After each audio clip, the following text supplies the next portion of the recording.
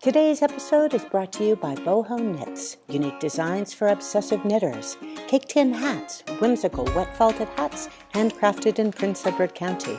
And the Sock Diva, luxurious hand-cranked socks made from sumptuous opal yarn.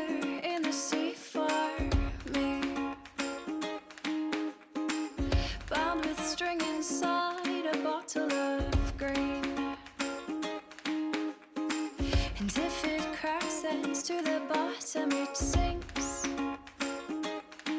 Well then maybe it wasn't meant for me. Hello everyone, how are you today?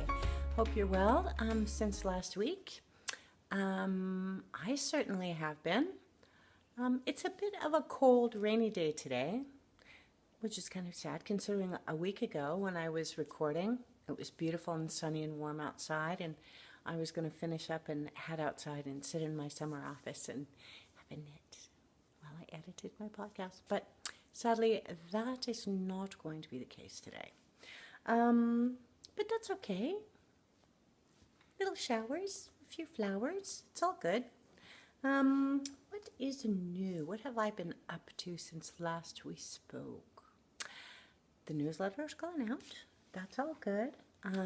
If you are a newsletter subscriber, you should have received it in your inbox this afternoon or this morning, or maybe even yesterday. Could have been yesterday too.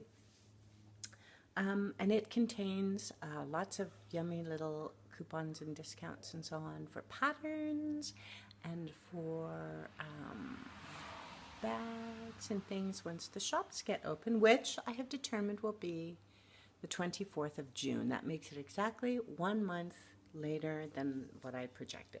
Which, I mean, it's not great, but it's not horrible. So we're just going to stick with that. Go with it. So yeah, June 24th, shop opens. Yay! Massive applause. All right, what's new? Lots of cool stuff. It's sock month. June is sock month. And it's not just me. It's sock month for a whole bunch of people. It's, I think the Bakery Bears are doing a bunch of sock stuff. Danny at Little Bobbins is always doing lots of socks. She always has socks going. But I've read a number of blogs and been to a number of podcasts where everybody's talking about socks. Which is, you know what? It makes a lot of sense because socks are perfect vacation knitting. They're small, they're portable, they don't take very much yarn. You can knit them any which way you want, toe up, top down, whole bunch of different kinds of heels, which we'll talk more about later, whole bunch of different kinds of, there's just a million ways to make socks, and so much fun, one at a time, two at a time, so much fun, and there's such a nice little bite of knitting that you can do. So yeah, lots of socks. I've been designing lots of socks too, which is kind of exciting. Beyond the picnic pair that you've seen so much of. There's a ton of new socks coming out too. What else has been happening? I have finished and photoed a whole bunch more bags for the shop. The photos I took,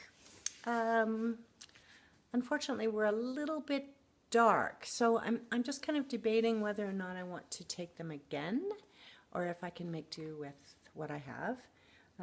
But yeah, that was a big, photographing is always such a big deal. I mean, it's really impactful. You have to unset a whole area of your environment and you set it up for camera and all that. But it's okay, it's done now, or I think it's done. I think there are certainly some photos in there that I will be able to use and some I probably will need to reshoot. Again, it's not the end of the world. It's just a picture. So there's all of that. New socks. Designing new socks is so much fun. And I've had a couple of people say to me, oh my gosh, I love to knit socks. Can I test knit them for you or can I sample knit them for you? And that's just fantastic. I'm just happy as a clam about that. I'm always happy to get a new sample or test knitter. So we want to see? My plan is, just to tell you the sort of like long-ish range plan, during sock month, the month of June, I really want to release a new sock pattern every week because I have had a whole bunch of them that needed to be looked at and just sort of gone over and in my bin of patterns in progress on my computer. So I've taken those and started working through them, and I think I have enough to release a new sock pattern every week until the end of the month, which is really exciting, until we release Picnic on the long weekend. So that's kind of exciting. Last week I released, I don't know if you follow Free Pattern Friday or if you ever visit my blog, but last week I released the Sugar Cube socks, which was my Flegel heel 2 at a time toe up sock class pattern last year, and so many people liked it and asked me to release it as a pattern that I finally did. So that's available, and there was a great promotion on that pattern also, and there's going to be a promotion every week now too with socks, so you needn't feel like you've missed anything. And there's a special deal for people who subscribe to the newsletter too, so there's that. Enough of that. What am I doing? Socks. These are being released on Friday. Clementine. Aren't they pretty? I really like them. They're very soft. This yarn is Tilly Thomas, and it is the most crazy, like, bubblegum pink color ever. I just love it. It's merino with a little bit of nylon and just a little bit of a leafy lace pattern and some pretty ribbing that kind of flows forth from them. These I knit top down, and so this is a top down pattern. A reader last week mentioned to me, and this is a really helpful suggestion. She said that she had purchased the toe up Sugar Cube socks, but would I please make a point of listing on the patterns whether they're toe up or top down a little more prominently. And I thought, you know what, that's a really good idea. So thank you for suggesting that if you're watching today. It is a really, really good idea, and I should be more careful about really predominantly labeling whether they are toe up or top down, because I'm starting to find that some people don't like to knit toe up or vice versa. So I'll make a point of labeling them a little more clearly.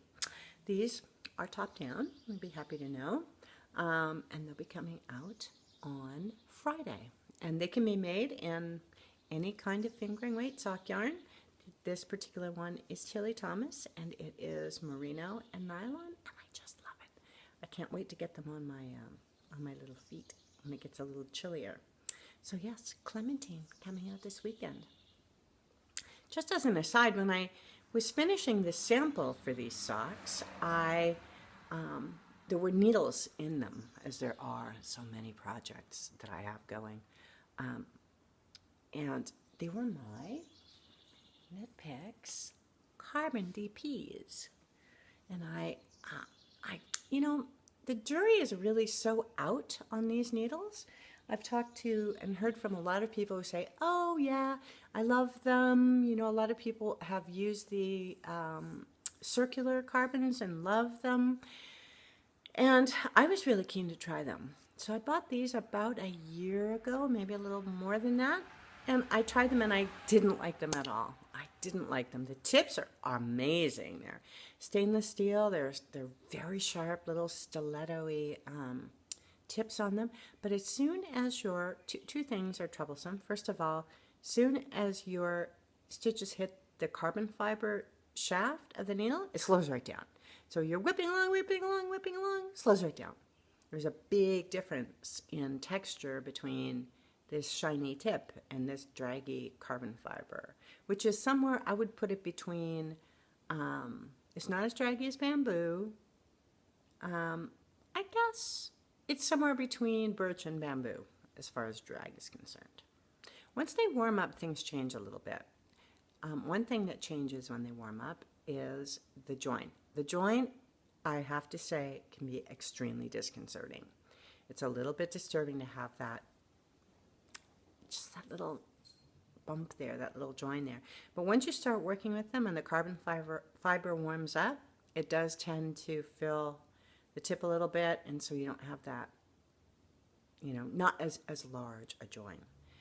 So anyway, I got to using them again as I was finishing the Clementine socks, and I thought, you know what, I kind of like these. I'm kind of really grooving on these. So I'm going to use them again. I'm going to use them again very soon. I really am quite enjoying them. I did pick them up and use them to finish the next sock in my little coterie of rediscovered sock patterns. And that's this one called, and it's not blocked or anything, you have to forgive me, but this is not due out for another couple of weeks. This is called the Sweet Onions. I think this pattern that goes down the ankle reminds me of the layers of an onion and the shape of an onion, so I'm going to call it Sweet Onions. I'm always looking for ways that I can make a pattern that make self-striping and self-patterning sock yarns interesting to knit. A lot of times, you have to be kind of careful because a lot of times self-patterning and striping sock yarns have a lot going on already. There's an awful lot going on in there, and sometimes, like I noticed with the picnic socks, I was using a broken rib. If you interrupt the stripes too much, you kind of lose the effect of them. So you don't want to do that, or at least I don't. So it's important that you have enough there to keep things interesting and to provide, like with ribbing or cabling, a good fit, but also something that's not going to interrupt the visual flow of the stripes too much, so that you don't get the feeling or the sense of the beautiful stripe progression. So these I was knitting on a pair of metal cubics, which I also like, which I've also just rediscovered as far as DPs go. I really enjoy those as well. And I switched them out for the carbons, just, keep rolling with them and see if if the love would survive. And it did. I really quite enjoyed it. So I think I think me and the carbon DPs are getting along very well. And I'm actually kind of interested to cast out another pair of socks with them and just see how it goes from there. As I said, this is Sweet Onions coming out not this Friday, but next Friday. And again, any old sock yarn. I'd love to see them in a plain color. I think that would be really cool too. So yeah, that's that. It's 2 pairs of socks, just about done. And just about written, which is even better. A lot of times when it comes to knitting socks, I really like Magic Loop. I like Magic Loop for a lot of different things, but I really like Magic Loop for socks, because if you have a cable or a lace pattern that sort of bridges across where the 2 DP needles meet up down the center front of the sock, I think that stays cleaner if you're using DP. So I really like, or if you're using Magic Loop, I really like Magic Loop for that reason. Also, I kind of got rolling with Magic Loop for socks because I so often knit them 2 at a time that it was really, really almost became second nature to just reach for the circular needles when starting a sock project. So I'm kind of re-warming to the idea of knitting socks on DPs, and I really do. I find it very rhythmic, the way you're switching out one needle all the time for another. So yeah, I'm really enjoying that about knitting socks at the moment too. I don't want to bore you, but I do want to tell you what happened this weekend with Mr. Picnic Socks. If you follow me on Instagram, you will know that I knit a strong heel this weekend and enjoyed every minute of it. I love the Fleagle, which is the toe-up version of the strong. If you're knitting the sock from the top down, it's a strong. If you're knitting it from the toe up, it's a Fleagle. And it's the easiest heel ever.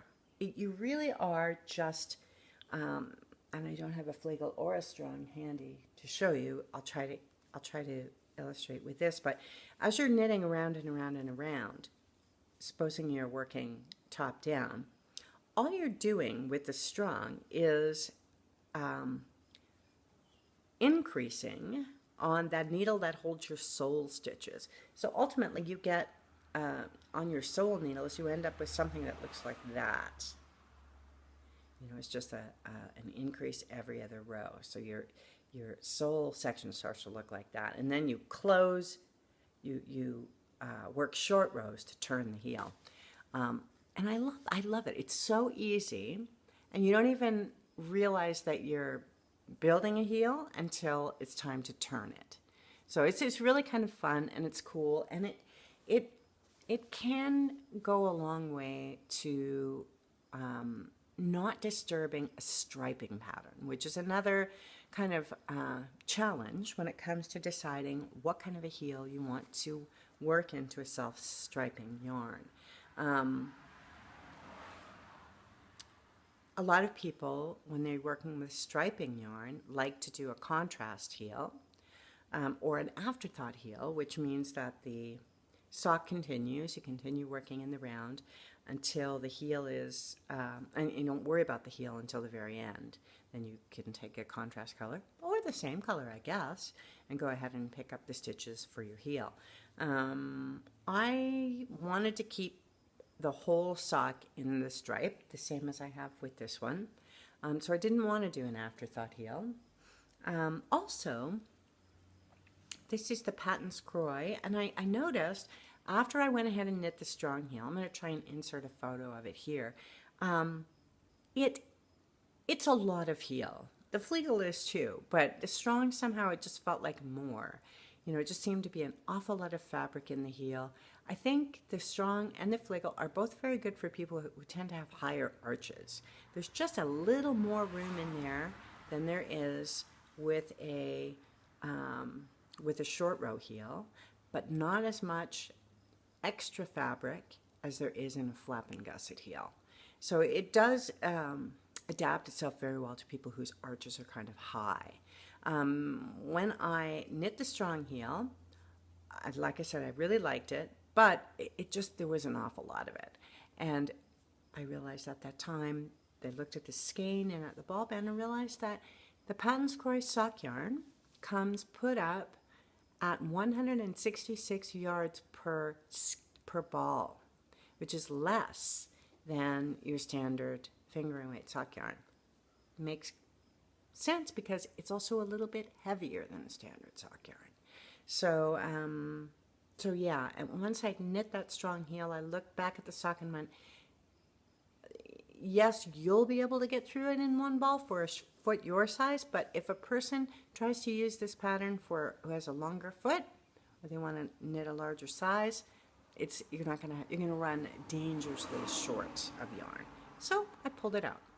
Do you realize this sock has had no fewer than 3 different heel treatments on it since I've been knitting it? I'm still on sock number 1. You're poking along. This is heel treatment number 3. I started out really wanting to knit a garter stitch heel, and that was really fun. I really enjoyed it. But again, because your heel is garter stitch and you get a lot less length out of garter stitch than you do out of stockinette, I found myself running short of yarn. Also, I'm going to have to play with that heel a little bit, and it's worth doing, and so I probably will do it. Whether or not I'll do it during this month, sock month or not, I don't know, but it really wants to be longer, and otherwise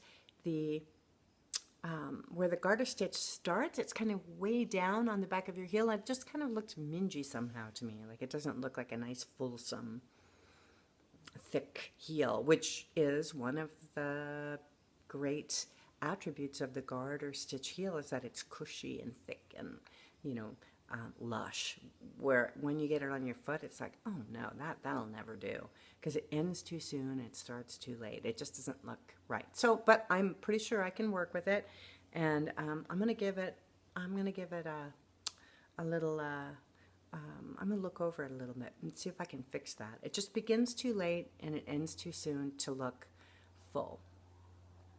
So what I decided to do with Picnic was to go back and once again put in my standard shutter up short row heel. which I know is not terribly disruptive to your stripe pattern. It takes an entire run of stripes out of the sequence, which for this particular fabric doesn't really matter. I've used up almost an entire run of pink and red stripes in the heel. And then you can see it's starting into the blue again. So I'm just going to go ahead and probably get this, continue right on from here. But it took out that much of the striping sequence. And now it's just going to run on and be what it is. But I didn't mind it. I also kind of liked the crazy way this short row met, the way it mitered on the side. I kind of liked that. It's a little cat in the hat-y, and it kind of appealed to me. So I also like the way I could run my dropped stitch down into the heel in kind of a poetic fashion, kind of like that, which you can do with the strong heel too. I did that with the strong heel too. So anyway, here we are, back to square 2 or 3 or whatever with poor Mrs. Picnic sock. It's okay, it'll be good, and it's going to be a wonderful pattern when it's done. Stay tuned for that one. So that has been, you know, a kind of good solid chunk of knitting got done with socks. I am currently test driving my Walker sock tote right now, just to see how it behaves. I've had it in the car. We went to see Mumsy on the weekend, and so I had it knitting in the car, and I've had it, you know, I'm going to take it to town this afternoon when I go to upload the podcast. And I really am enjoying the size and weight and construction of this bag. And I'm not just saying that, I really am. And I didn't expect to love this one, but I really love this Little Notions bag. I'm having such a good time with this. It's just the right size.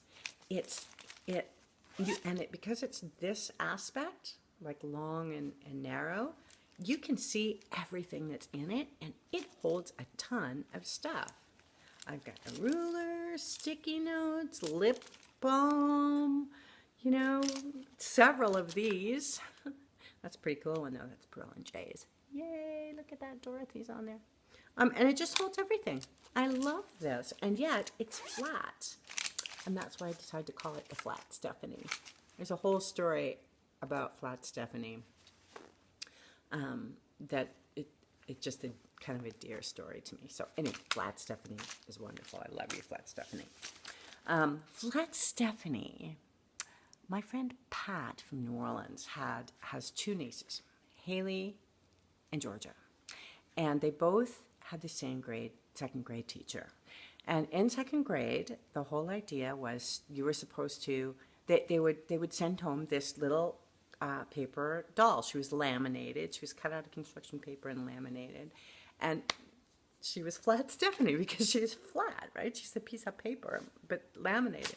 And so the kids were all supposed to send Stephanie out into the world. And so, you know, their kids were sending Flat Stephanie to New York City and sending her out like all over the place. And so I can't remember if Haley or Georgia's older. But anyway, Flat Stephanie went to Aunt Pat's in New Orleans. So we had Flat Stephanie at the bar with us. We were giving her drinks. We were taking her to parades. It was like, oh, Flat Stephanie had a blast. So you can imagine some of the compromising photographs that included poor Flat Stephanie in New Orleans. And if that wasn't fun enough, pretty soon the second sister hit the second grade, and Flat Stephanie got to come back. So there was the reprise of Flat Stephanie. So she got to do all kinds of stuff that Flat Stephanie didn't get to do on her first trip to New Orleans. So she got to come back again. And it was just fun. Those were fun times. And so, Flat Stephanie. So that's great. What else? Oh, the blanket. Yes, the blankets.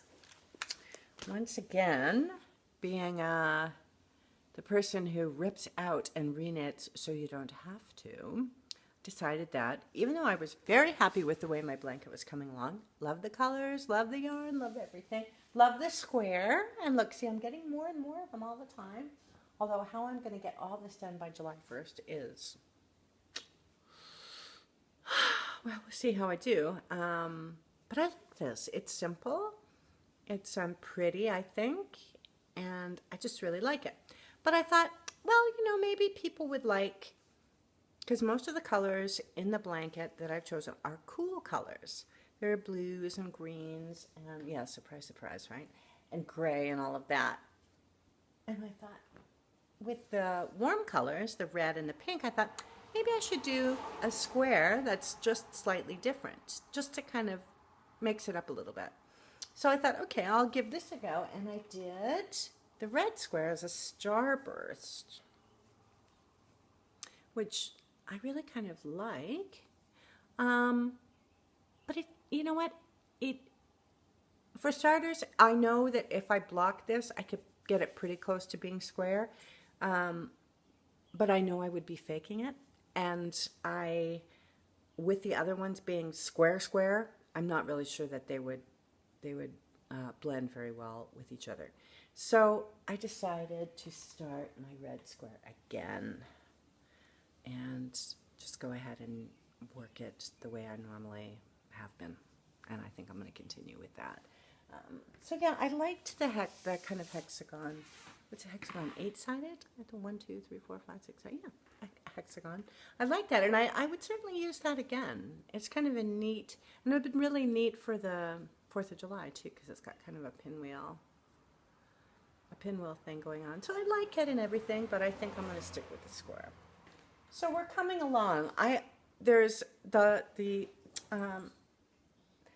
logical person inside me says, Cheryl, you know what you really need to do is count how many days between now and release date, take off for blocking and joining and all of that, and then you're going to have to figure out how many squares you're going to have to do every day until then in order to get it done.